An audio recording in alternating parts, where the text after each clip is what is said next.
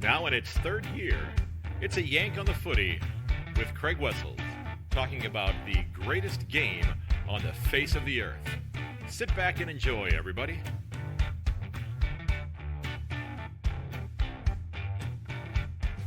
Hello, everyone, and welcome to episode 214 of A Yank on the Footy. I'm Craig Wessels, coming to you from a chilly Sandusky, Ohio. Thanks for checking out the episode. In just a few moments, I'll be sitting down to chat with one of my favorite people on the planet, Michael Gallus. And if you've listened to my previous chats with Michael, you're going to love this one as well. And if you have not listened to any of my discussions with Michael, you're going to want to check this one out. And then you're going to definitely want to go back and dig into the other, I believe, 2 times that I've had Michael on the podcast. Just an absolutely fascinating gentleman. The first episode I had him on last year, I just told him, I said, he's a Renaissance man. And I still believe that. And he's gone on, built upon that even more so than what he had previously done. Now, ladies and gentlemen, don't forget that if you are interested in getting your local footy club getting a shout out during an upcoming episode, be sure to drop me the name of that club, maybe a link to their socials. That would be great, their website, via email at ayankonthefooty@gmail.com, or you can leave me a DM on Twitter at @yank_on, or you can check out my Facebook page for the podcast, a Yank on the Footy podcast, or seek me out on Facebook itself. Just look for my name, Craig Wessels, or you can also find me on Instagram as well. Just look for a Yank on the Footy there as well. I love being able to give a recognition to these local clubs. This is something that if I get the opportunity to come to Australia, I really want to see what makes these local clubs tick, because I know from what I have seen and what I have encountered in some of the opportunities I've had for interviews with people involved in these local clubs, that this is the lifeblood of many of these small communities dotting the map of Australia. Now, of course, there are major local clubs, if you will, in major metropolitan areas as well, but there's a lot of small town ones that club is the hub, the focus of that community. Now, folks, I do have one question for you before we dive into the discussion, and that is, what is your most memorable game of footy? I have a recent blog post that I will link to again in the show notes over on my website, or you can go over there, ayankonthefooty.com, and just click on the blog button, and you'll find it there, where I'm asking that very question, what is your most memorable game? And maybe it's a game that you played in. Maybe it's a game that you got to go to. I'm trying to do some interviews with people who have a memorable game, something that really stands out to them that they're never going to forget. And I'm probably going to do, I guess, a self-interview, if you will, about my favorite or my most memorable game also. And it's one that probably nobody else would think of, because it's the one that, quite frankly, turned me into the supporter of the club that I am a supporter of to this day. And I would love to sit down and talk with you for a half an hour, 45 minutes about that game, to learn why it is so important to you, and for you to be able to share that memory with the listeners of the podcast. So if you're interested in doing that, head over to my website and click on the register as a guest button. You could also leave me a note over there, or shoot me an email, as I mentioned before, ayankonthefooty@gmail.com. I would love to sit down and talk with you. You know, we are in the depths of winter here. We haven't had the snow yet in my town, but it's coming. And today's club of the episode, as a matter of fact, it correlates directly with this episode, and it is the men's national team from Pakistan. And they were coached by my guest in this episode, Michael Gallus, and this club was put together in a very thoughtful but very quick fashion, as you'll hear in the rest of the episode. And they went on to win their first ever AFL Asia Championship. And congratulations to the gentlemen that made up this club. And I wish them, as well as the other athletes who tried out to make this club, the best of luck in terms of their training, getting ready to go back and try to win another championship next year. So let's go ahead and jump into my chat with Michael Gallus right now, folks. And I do hope you enjoy this. Again, one of my favorite people on the planet, and I'm not saying that lightly. I truly, truly mean that. Just an absolute positive beacon of everything that is right in the world. So sit back. I hope you enjoy it. All right, ladies and gentlemen, I am absolutely thrilled to welcome back one of my favorite guests that I have ever had on the podcast. He is, I consider him a friend. He is somebody who I've referred to as a Renaissance man previously. And, well, he decided to go ahead and try to even expand upon that over the last several months. I'm thrilled to welcome Michael Gallus back to the podcast. Michael, how are you doing, sir?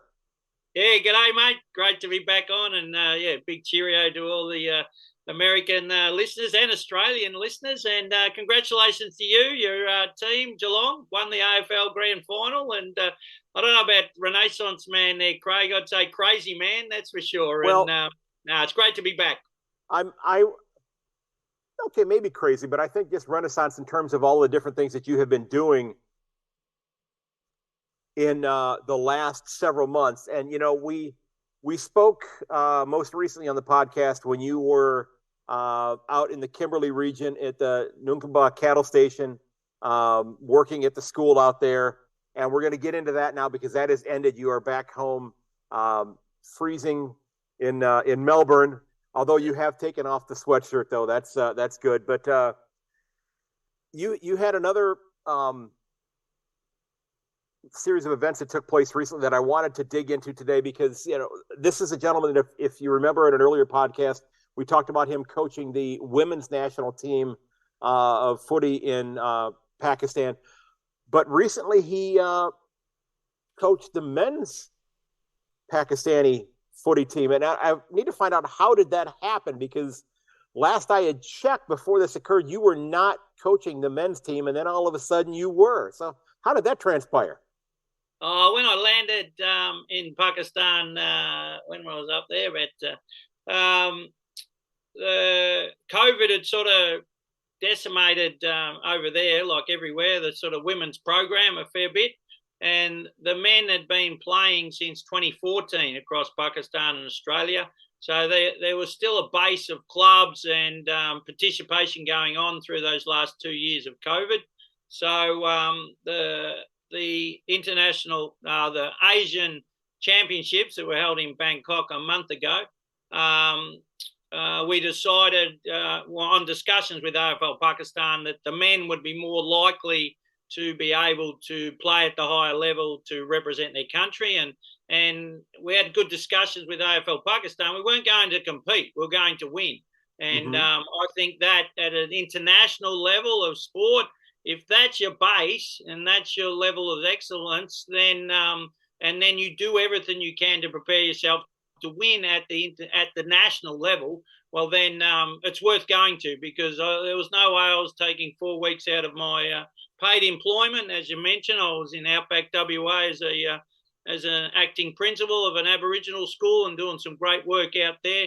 And also leave my family and my country for 4 weeks. That there was no way I was going into it as a nothing short of prepare the team to win at the national level, prepare the team to win the Asian championships there in Bangkok. And as you can obviously see, you know, all credit to the players that they followed my instructions and were able to win that. First time ever, Craig, a national team in the 20-year history of the AFL Asian Championships has won, and first time ever a first team entrance had won as well. So, you know, it was certainly great to be a small part of the history of that event. And again, yeah, a coach is only good as their players, and the players made me look very good. And you made the trip there, so you had to basically traveled around Pakistan for about 2 weeks as you were, you know, recruiting players or, you know, observing players and scouting to see who was going to make up the best side. And it was fun following your Instagram page, which I do. I mean, I look at your Instagram page every single day when I'm on there. I mean, I you know, you're a very prolific poster on Instagram, which is not a character flaw. That's just simply the facts. But you know, I wanted to ask you. I said, you know, what is it like to be a celebrity in another country? Because it sure seemed like that you had kind of been that, because you were everywhere and you were involved in the media and you were talking about, you know, this game and developing this side. And I love the idea that you're saying you're going in this to win it. Okay, and that's, I think, if certainly, teams want to be able to compete, but I don't think anybody should consider going into things and say, oh, I just hope we come out of this okay. You want to come out and win. So what was it like traveling around Pakistan, where people are thrilled that you were there? Your reception? Yeah, quite extraordinary, really, Craig. And I was the only Western tourist that I saw across the whole country. And same again in 2019 when I was lucky enough to visit, running AFL clinics. You said I was a celebrity. I was a celebrity because I was a Westerner in their country. And then, again, being their national coach, most national coaches stay in five-star hotel rooms, and they'll go to their training venues with the players, and then they'll come back to their five-star hotels or homes. Whereas, it was extraordinary, I found out, for a national coach. I went to regional areas such as Swabi, Gujranwala, as well as going to their massive towns such as Lahore. Lahore's got the whole of Australia just in one town, 30 million people. Pakistan has 230 million people across such a small area. Pakistan could fit into one of our states. Right. And to be able to travel the country, and then their largest city, Islamabad, very similar to Washington and Canberra here in Australia, with all their political offices and setups. It's just quite extraordinary. And being a national coach / international visitor / Westerner, we went to a monument in Pakistan, a tourist monument, and I got absolutely mobbed by people as soon as they heard me talking to the two friends that I coached in 2017, Abir Haider and Myra Ahmed, the girls players that I first met and got this journey started with. And, one person came up, can I take a selfie? And then, where you're from? Australia. Next minute, there's 5 people. Next minute, there's 20 people. Next minute, there's 50 people. And that's happened, I went to McDonald's. I went to a baker shop. The same thing happened. And the great thing is, you're talking about Australian sport in America. The language of cricket, as you might imagine, most of these people across Pakistan speak Urdu. And that was another challenge I had as a coach, that everything I said to my players in training and in matches had to be translated. But they all understood the language of cricket. They knew Steve Waugh, Ricky Ponting, Steve Smith, Pat Cummins. And then I'd reel off Imran Khan and Inzamam al-Haq and Babar Azam, and you'd have a discussion in relation to our two great countries. And even though you couldn't speak the language, and the potential in Pakistan, you talk about me putting on the expectation we're going to win as a national team. And the World Cup 2020 cricket grand final was held in Melbourne just recently, and Pakistan made it against England, and they're in a good position to win with only about 4 or 5 overs to go. And their main strike bowler, who was bowling, hurt his knee. Now, that at that point in time, the game's on the line, the World Cup is on the line, that my directive as an international national coach would be, that's when you sacrifice yourself for your team and your country and you push through. And he didn't. He stopped. He went off. The replacement bowler came on. He got smacked around the park, and that was the end of the game. England won. Yeah. We had a similar situation in the semi-final in the Asian Championship in Bangkok. Yasser from Gujranwala had split the webbing, which is very painful. Wow. Yeah, he had 7 stitches in his hand. I wasn't getting enough run out of my full forward, Iftikhar al-Haq. And I moved him up to centre forward, and I said to Yasser, he's been on the bench for 3 games because his hand was obviously really injured and sore.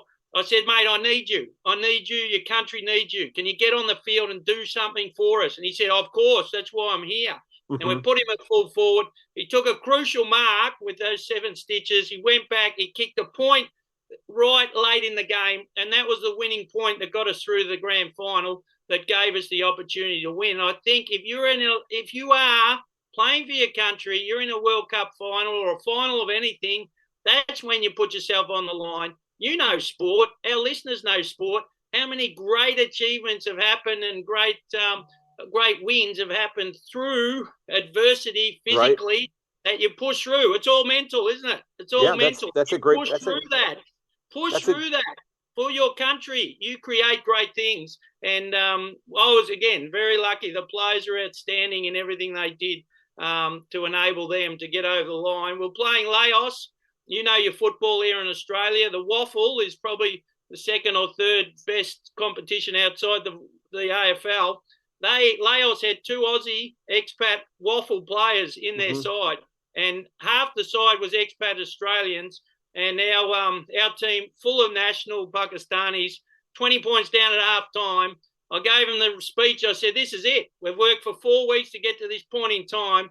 Your country is relying on you, your teammates, your family. This is your opportunity. We don't lie down because we're 20 points down. We worked harder, faster, longer, stronger. And to their credit, Craig, they did. We kicked 7 goals in 10 minutes, and the rest is in the history books. Yes. Now, were the games being broadcast back in Pakistan?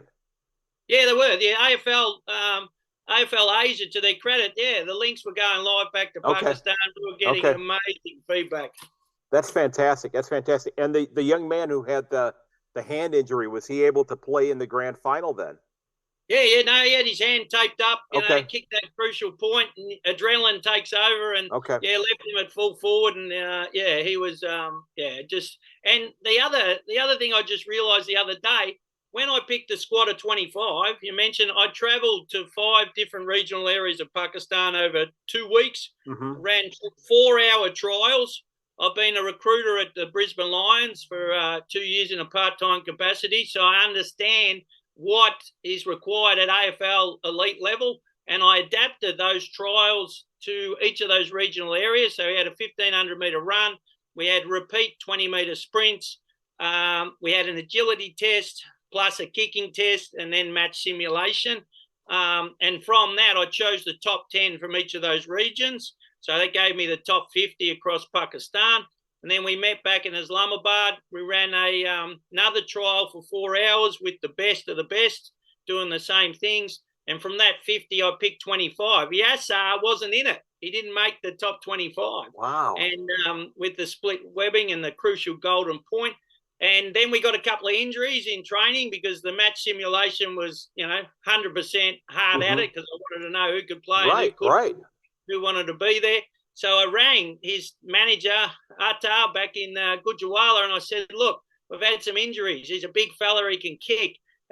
Does he want to come in to the squad and have a crack at making this team? And he said, mate, he'll be there tomorrow. He was on an 8-hour train ride, got on that ride all night, and he arrived the next morning, and again, the rest is history. Wow, that's amazing. First of all, the fact that you had all of the contact information is impressive. That you're doing that, thousands and thousands of kilometers away from home, and you're able to get in touch with those people, and the fact that he had enough of a love of the game that he wanted to come back into it, even though he hadn't made the first cut, is impressive as well. So you defeated the Laos team that had a couple of waffle players. I know you had mentioned that there were some of the teams that had former AFL players as well that were involved, and so I can't do more than tip my cap to you for putting together a squad in such a short period of time and having them be so darn competitive. And now are they once they're going back to Pakistan, will they then pick up with playing back in Pakistan with their local clubs then? Yeah, that's right. So one of the areas, 3 players, and again, half these players had never even played a full game of AFL. Some had played, but some of these regional players that I picked up, they were national soccer players, hockey players, baseball players that had the fitness and had the understandings of elite sport. And I just had to teach them the skills and the rules. And, it sounds easy, but you've watched AFL. It's crazy game to try and pick up the rules, eh? And I will have to say, though, I have not watched the AFL in Urdu. So, so did you... You said you had somebody that was working with you as a translator then? No, luckily I had a couple of players who were very good in English, so they'd train, and then I'd pull them up, and obviously I had to admonish a lot of it because they were trying to train at a Pakistan level. And I said, now, this is an Australian elite standard level of training. So I'll give you an example. Like training started at 9 o'clock. All the team got there. One player rocked in at 9:02. Mm-hmm. And I said, what time is it? You're late. He said, no, it's 9:02, sir. I'm on time. I go, no, you're not. You're 2 minutes late. Go and do 3 laps and 100 push-ups. And then called the team in, made him do it in front of the team as well. And then they all looked at me and I said, well, this is a national team. You're playing other national teams. We're in the competition to win. That 2 minutes of lack of training and focus, that could be the difference. And it was in the semi-final. We won by a point. Yeah, great point. 20 points down at half time in the grand final. So, that all those tiny little things all add up.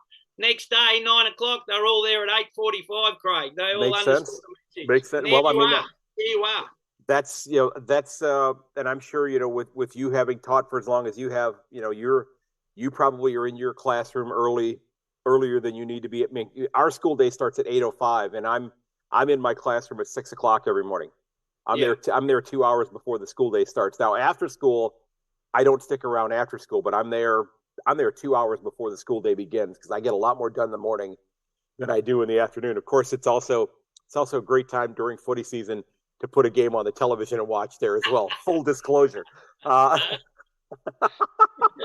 That's life learning, isn't it, Craig? Which again, these developing countries and third world countries, mm-hmm. unless people go there and teach them these things and show them these things, they don't know. As you might understand, it's very difficult for Pakistanis to get national Pakistanis to get visas to travel overseas and to go to different places and learn all these different ways of life. And that's what I taught them as well. Everything we're learning as an elite level with teamwork, with fitness, with preparation, you apply that in your everyday lives as well. And you take that back to your community as a role model and educate other people in your community. And that's what creates the development of a country, eh? Yep. And let me ask you this, what do you think is going to be the key thing from this trip that years from now you're never going to forget? What's the thing that you're going to get out of this that you're going to long remember, that you're going to tell your grandchildren about this trip? Definitely the players, the sacrifice that the players made. A lot of the players quit their jobs because before we went to Bangkok in Thailand for the championship, we did a 3 hour a day, 7 days training camp. 1 hour was on fitness, 1 hour was on match simulation, and 1 hour on rules and strategies of the game. And for them to give up, and as you heard, Yasser from Gujrala came from 8 hours away. Swabi was, 4 or 5 hours away. So was Lahore. They travelled from all over the country, gave away some of them their jobs, gave up their family time. None of them got paid. It was a voluntary team as well. The funding was just able to cover the flights and accommodation. A lot of players didn't have money for food, so myself and the captain chipped in so the players could eat when they got there. Obviously, it's so important for them to play the tournament as well. That sacrifice, not one of them ever wins.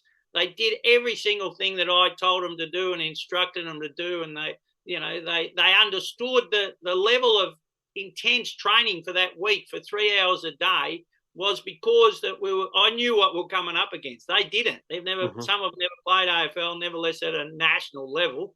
Only 2 had played at the national level in 2017 in Melbourne, and one was a 14-year-old. I found out when he got there, and he made the squad.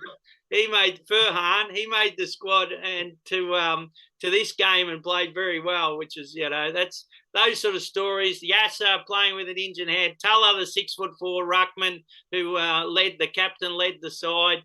Atik Khan was our centre half back, and he won the comp best and fairest for his attack at the footy. The run and kick long from Tahir and Bilal. We had a marathon runner, Pakistan marathon runner, who was our midfield player. So he just got better and better every single game, obviously, as everyone else got tired. That's what I remember, and that dedication and application, and they put every single thing on the line, and I couldn't be prouder of them, and I'm just so happy they went back home national heroes in their different areas, and show what they can achieve when they set themselves to it. Yeah, if he was a marathon runner, I would have to imagine that his endurance was probably superior to anybody else's out there. That his lung capacity and such was just nobody could keep up with him. Now, yeah. I read an article off of the ABC that said that your ruck, Tala, is it Yusuf? Yeah, that's it, Big Tala. Yeah, that he's going to maybe be coming to play in Australia. Did I read that correctly?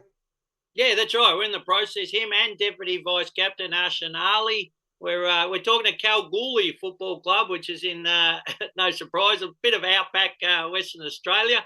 Okay. And one of their committee members was actually in Bangkok, Thailand, watching the games, and we bumped into him having a few quiet lemonades late on the Saturday night, and he said, "Like, why don't you come out to Australia? We're interested in coming to play." And Tulla said, "Yeah, we'd love to." And then stayed in contact. I spoke to their coach. Tulla, again, 6'4" tap ruckman. He can kick at 50 metres. Most ruckmen aren't really good kicks here in AFL in Australia. And then Ashan Ali, the deputy vice captain, he kicked a 60-metre goal that had these two miracle bounces again in that last half, last hurrah. And he's a tank of a midfielder as well. So, yeah, we're in the process of getting their visas and getting that all organised, and spoke to the coach that I'll be coming out there in September in Outback WA to hopefully see them in the grand final. And that's why you get involved in sport and education, to develop people and give them opportunities in life. The sport's secondary, isn't it? You know that. Yeah, that's true. That's true. So, are the Asian nationals, are those every 3 years then, typically? No, every year. Every year. So because we won, we'll go into Division 2. So again, they need to improve again. But next year, the standard will be higher. The fitness levels and understandings will be higher in the national teams of Division 2 as well. So, are you coaching that team next year? Well, it's a plan. Yeah, the plan. Okay. Well, you know me, Craig. You don't know what's going to happen from one day to the next at the moment. So there's not a lot. Yeah, not a lot of moss growing underneath your shoes. It's your. Yes, there's that's so it's the fact that you, and I think we spoke about this, and I even mentioned it to, I know one person that plays in the USAFL who works in the television and movie business. And I spoke to you about this, and I said that this is the kind of thing that I think would make for a great inspirational film.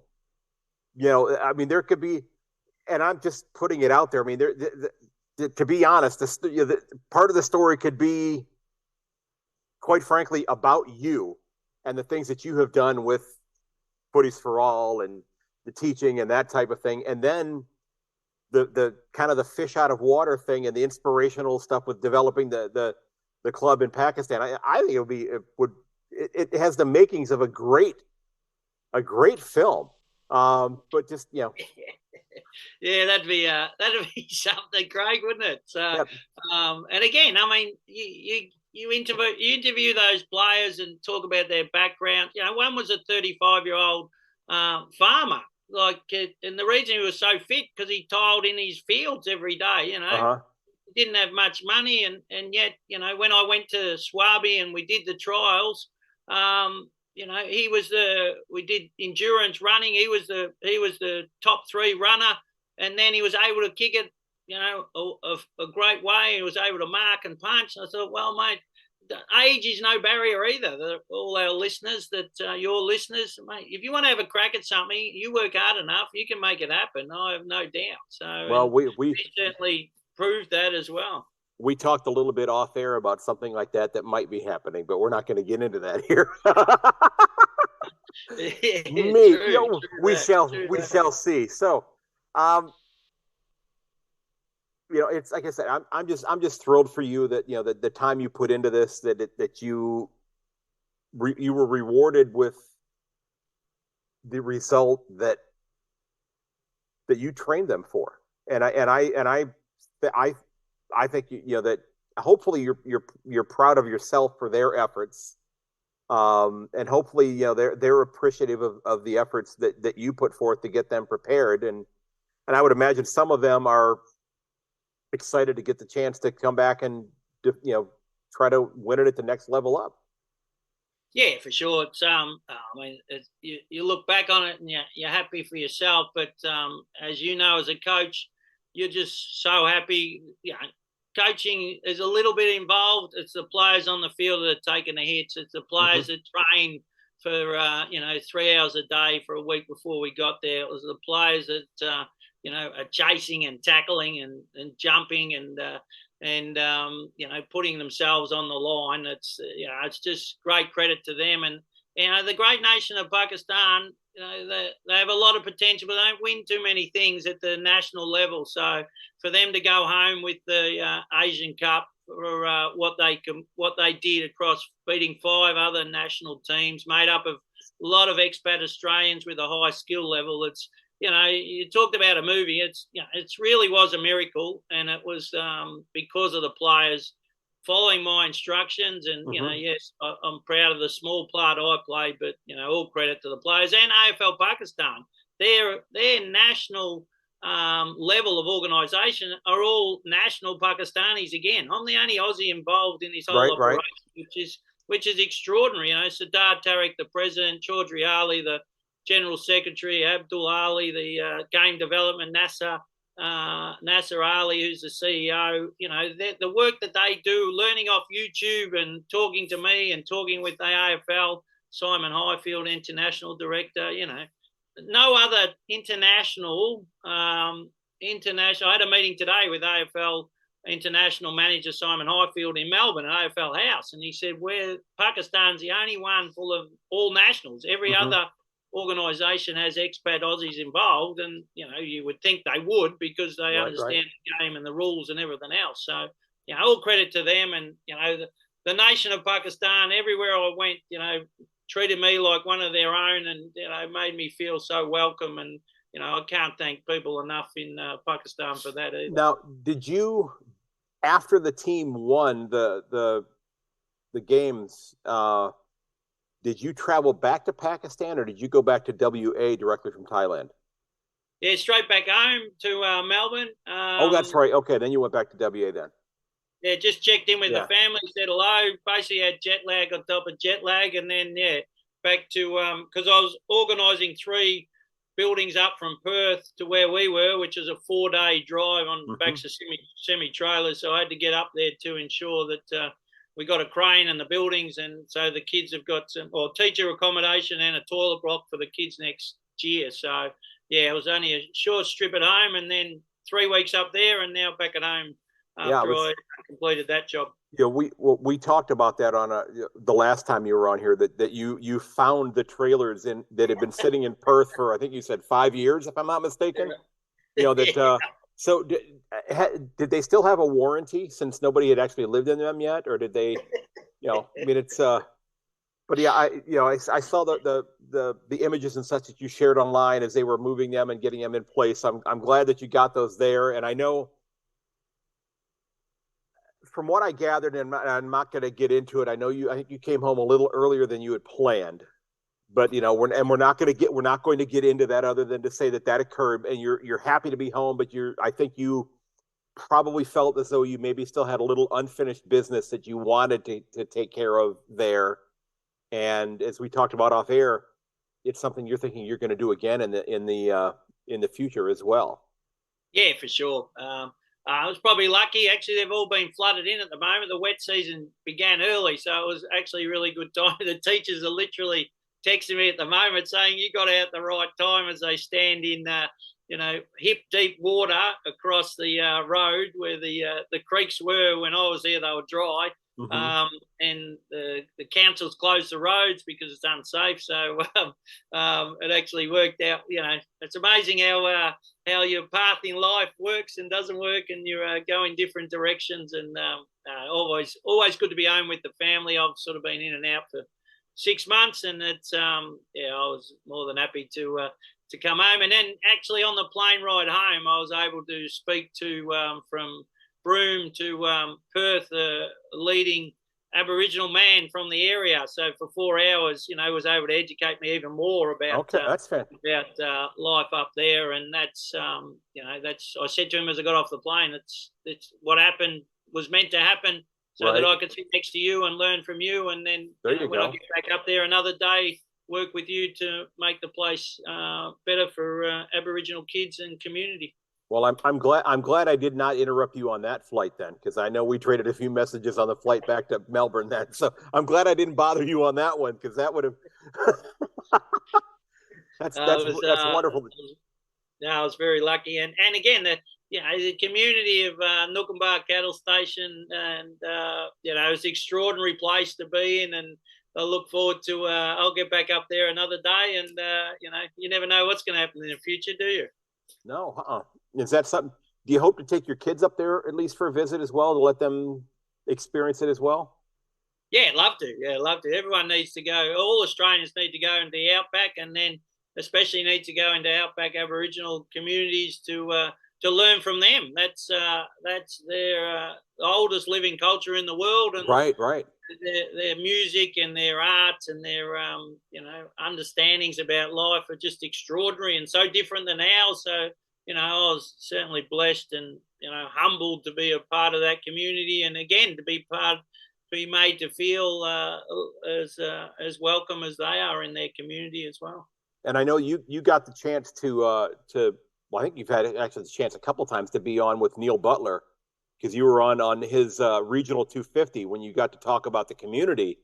And and I'll be honest, I think I must be a rather strange person, because I have listened to probably 20 or so of the episodes of his show. And again, I don't live in Australia. I'm probably never going to visit these places, but just learning about these little communities, to me, it's just fascinating. When I'm out walking my dogs, if I'm not listening to music, I've got a podcast on, and I find myself gravitating towards, Neil's podcast quite a bit, because I think I had him on the podcast here, and I think I told him that I said, if he's not somebody who is, narrating books on tape, that sort of thing, that he should be, because, he's got that kind of a speaking voice. It's just, it's just a very powerful, soothing voice to listen to, and he just does a great job with it. So I was glad that you were able to share that. So no, you're right. That's such a great show to give regional people an opportunity to talk about what they're doing and what their community is doing, and you don't get that on mainstream, do you? So hats off to him and the show and the sponsors for enabling normal people to tell their stories. Because you've got, what is it, like 85-90% of the country's population lives in Perth, Adelaide, Melbourne, Sydney, Gold Coast, Brisbane, Darwin, Cairns, Townsville, that they're in the major cities, and you've got a lot of small communities, but they're interspersed throughout the entire country. And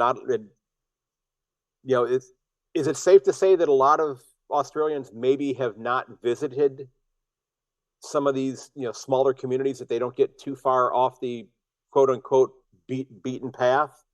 Yeah, pretty much. Pretty much.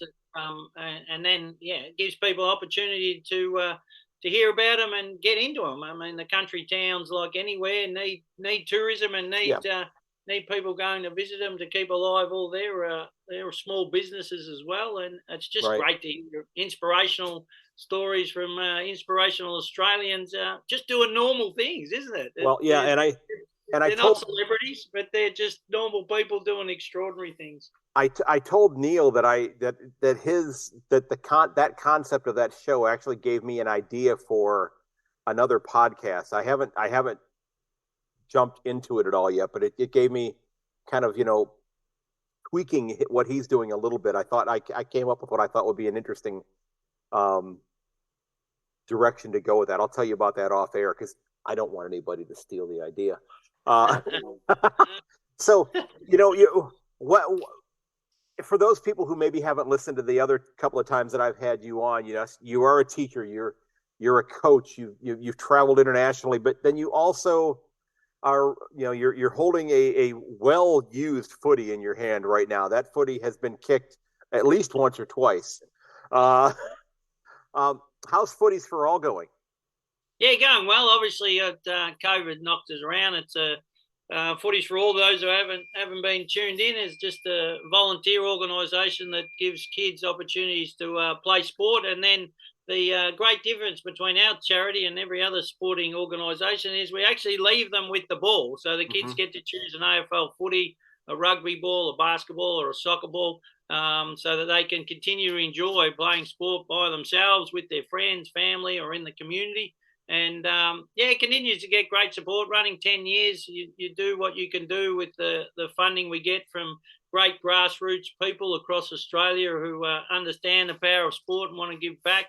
The Bresnahan Foundation, through Tony Bresnahan, has just jumped on board and giving us great support off field in relation to re-establishing our website, and also helping out with merchandise and grant funding applications. And I can't thank Tony and the Bresnahan Foundation enough for supporting us and looking to continue us forward. And you do what you can do, Craig, don't you? You just do what you can do. And if I got you would have read it on the post from the Footies for All Instagram or Footies for All Facebook. If you're interested, just follow the story. And we got a post from a young Aboriginal kid, 7 years old, in sort of outback New South Wales, thanks to John Gilby, a great Aboriginal supporter. And I sent some rugby balls up there at Christmas time, and he had one left, and he gave to this young fella, and he slept with it all night and played with it all day. And he just couldn't be happier that he finally got hold of a footy, a brand new rugby ball. And Gilbert and Steeden give us great support in rugby, and Ross Faulkner in AFL. Made his dreams come true. One ball, that is outstanding. That is outstanding, and it's such an admirable, effort that you and your other volunteers are doing. So and here in the U.S., this is what they call Giving Day. It's kind of the day after Cyber Monday, where they different organizations are trying to get people to donate. So if people are interested in helping out, they can head over to your Instagram page for Footies for All, or they can head over to the Facebook page and reach out to you there, correct? Yeah, that's right. I'd love to hear from them. That'd be great. Outstanding. So just a couple more things before we wrap up here. And I have a couple kind of non-standard questions I'm going to ask you, but I know that you are featured in a new book that is either just out or is going to be coming out very soon, and I'd love to hear about that. I'm just trying to find it. I just had it here somewhere. She's going to mate, she's going to kill me, Kerry Atherton, that I don't have it. Yeah, it's about men's mental health. We've got a book launch next March, so hopefully you might be in the country then for it. And just people telling their stories of how they've overcome challenges in life. And it's again, humbled to have my story in there against or side by side with people that have overcome drug addictions and alcoholism and suicide attempts through mental health. And it's just an opportunity for people to tell their stories and hopefully help other people when they have those similar challenges to get through it. Winston Churchill said in World War II, I think, when the England was being bombed, that if you're going through hell, just keep going. So, and that's a good point. Simple as complex as that, eh? That's a great way of looking at it. Yeah, that's rather wise guy. He was a rather wise man. It was so it's now I know he not everybody was a fan of his, but depending upon where you live in the world, you may not have been a fan of Winston Churchill's, but in the great grand scheme of things, he was certainly the PM that England needed at that time. No, it certainly wasn't. Yeah. I read recently John Monash, who's a very famous Australian, but a lot of Australians don't know too much about him. In World War II, he was commanding 300,000 Australian troops. And I read recently in an autobiography by about Donald Bradman, Australia's greatest batsman and probably the world's greatest batsman, that John Monash was inspiring the Australian troops. They were coming up against 1 million Nazis, and we only had 300,000 Australian troops who were outnumbered 3-1. And he continued to use sporting analogies, and Australians' love of sport, to motivate the troops to not give up. And again, he was on the front line. He used to travel. He used to ride up and down on his horse and be seen and be a present to let them know that the leader was with them. And right. One of the reasons that the Allies won World War II was, again, through key victories that the Australians had, led by John Monash, which again, it shows it's mental, it's motivational. If you can help other people and inspire other people, then we've got a great chance for the world to be a better place. Is he the namesake of the university? That's right. Yeah, okay. Okay. Yeah, that's correct. So, great Australian. All those Australians listening, do a bit of research on him, because when his funeral was, the whole of Melbourne, the city streets were just filled with thousands and thousands, like hundreds of thousands of people, because he was such a great man with the working class and the lower class that, he led by being there rather than telling people what to do from afar. Okay, now I had just a couple questions here before we wrap up today, because it's rolling on 10 o'clock here on a Tuesday evening for me. So we'll. I'm getting you up. Need your beauty sleep, Craig. I'm getting out of bed in 7 hours. So the first question: what is it that drives or inspires you? I hope you can help someone else and inspire other people to do things in their life in relation to helping other people. I'm very lucky to have a beautiful wife, Amanda, and kids, Thomas, Lily, and Benjamin, who support me. And, we have a warm house in winter and a cold house in summer, and food. So if we I'm in a good place. So if I can help other people, and through my crazy adventures, and inspire other people to do something good for someone, you don't have to do all the crazy things I do. You can mow your next door neighbour's lawn. You can take a warm pot of soup over to the old person who lives 2 doors down, or you can just smile at someone and say hello in the street. If we can try and promote peace and goodwill, that old adage across the world, then I think I've done my job. Okay. So I think it could safely be said that you have done quite a few years worth of living over the last year. You've done more in the last year than a lot of people do in a decade, or maybe even in a lifetime. What's next for you? What is I don't mean what's tomorrow, but what is the next 6 months or the next year for Michael Gallus? Yeah, it's a great question. Who knows? You're exactly right. I don't know what's going to happen tomorrow, to be honest. I mean, I was the start of this year, I was Year 7 coordinator at Gilson College in the outskirts out of metropolitan Melbourne, in charge of 100 kids and teaching maths, English and PE. And then, again, through a chain of events, I ended up in outback Australia, and then I ended up in Pakistan, and then Melbourne, outback Australia, and back in Melbourne. So, I was in the same job like you for 22 years. I worked at the same school as a primary teacher, Penley Essen Grammar School, and made me who I am today, that's for sure. But now sort of live my life that I keep myself open to opportunities, and let's see where they lead. And I haven't tied myself down to anything as yet for next year. There's some teaching offers coming in which are looking good. And I'll definitely be at home, though. Yes, I've been locked down at home. The wife said that young Benjamin's in year 11 and 12, the last 2 years of his schooling here in Australia. So she's and fair enough. And teenage boys certainly need their dads as well. So happy to be home based in Australia for the next 2 years, and then who knows where we'll go after that. And I know that the two of you are very competitive with one another out on the golf course. I know that for sure. I've seen a lot of the scorecards and such that you put there. Okay, so last thing I want to ask you. Okay, this weekend you are going to be holding the Gallus Film Festival, and you are showing 3 films at the film festival. What 3 movies are you showing? Oh, you made me think on that one, haven't you? Oh, I don't. I reckon Top Gun's pretty inspirational. I love a bit of Tommy Cruise. Shawshank Redemption's another great one. Okay. And the third one, probably the life of Nelson Mandela. I'd say that. Just an extraordinary human being who drives me to continue to do what I do, but also do it in a way that, and it's the hardest thing in life when you are slighted and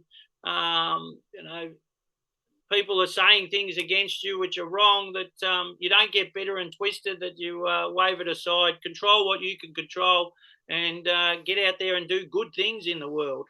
Okay, that's 3 good ones. I've not seen The Life of Nelson Mandela, but I have seen Top Gun. In fact, I spent almost 2 years of my life living on 2 different aircraft carriers, so I've seen those planes up close and personal. I worked directly with the pilots in my squadron when I was in there. But Shawshank Redemption, I think by law here in the United States, Shawshank has to be on one television channel 24 hours a day. It is on all the time here. It is on all the time. I better come and visit, Craig. Yes. I better come and visit. It is on here all the time. So, hey, Michael, I appreciate you coming on, man. I congratulate you for your success in Pakistan. I commend you for what you did out in the Kimberley over the last several months. I mean, it's I called you a Renaissance man earlier on. I think you're an inspirational person. I think that hopefully, the students that you have had throughout your years of teaching, reflect back on the fact that they were able to be in your class. And if you carry yourself in class the way you have in all the times that we have spoken, and I'm pretty convinced that you probably do, those kids are going to remember you fondly for a lifetime. And as one teacher to another, I don't think we can get a better compliment than that. I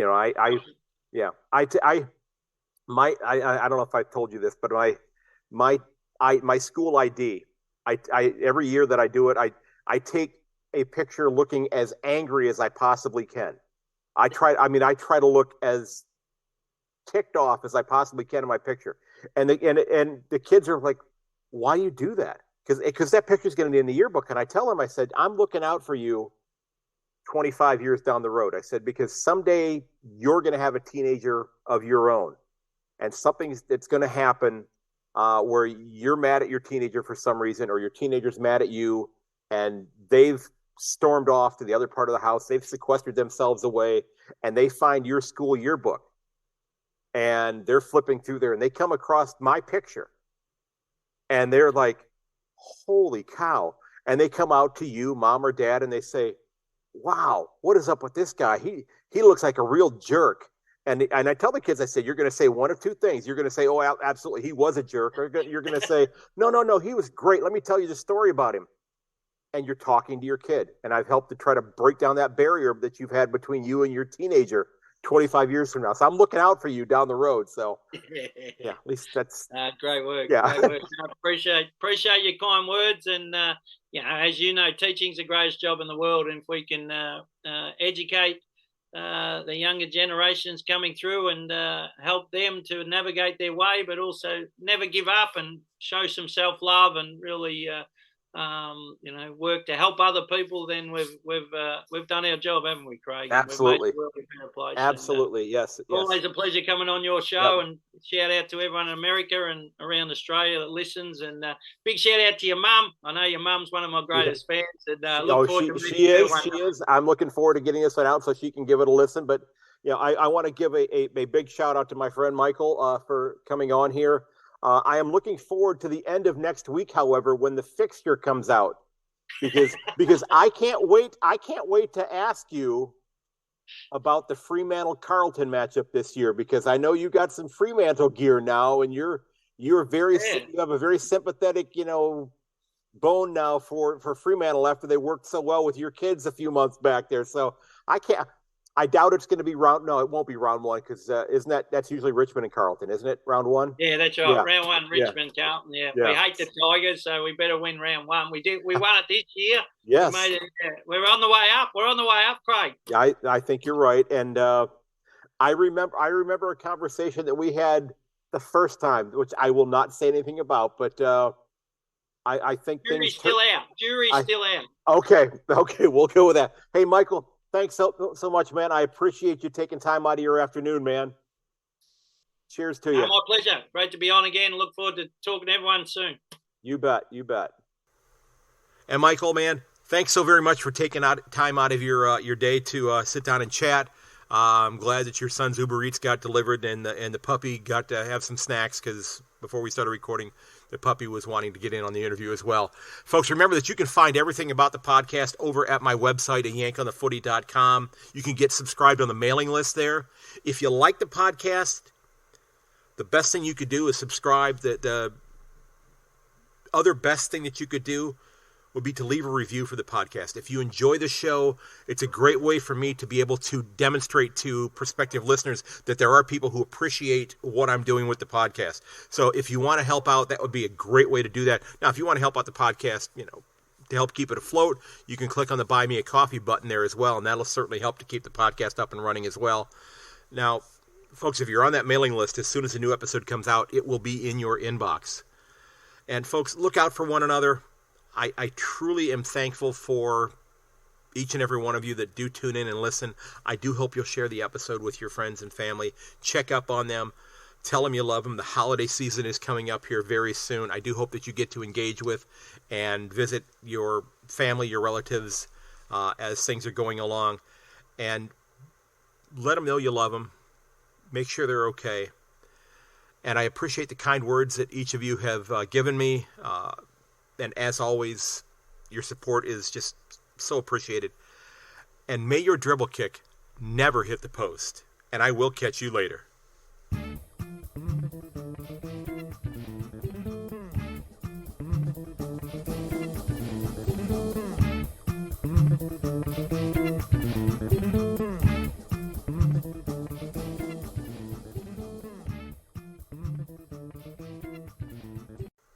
This has been episode 214 of A Yank on the Footy, my chat with Michael Gallus.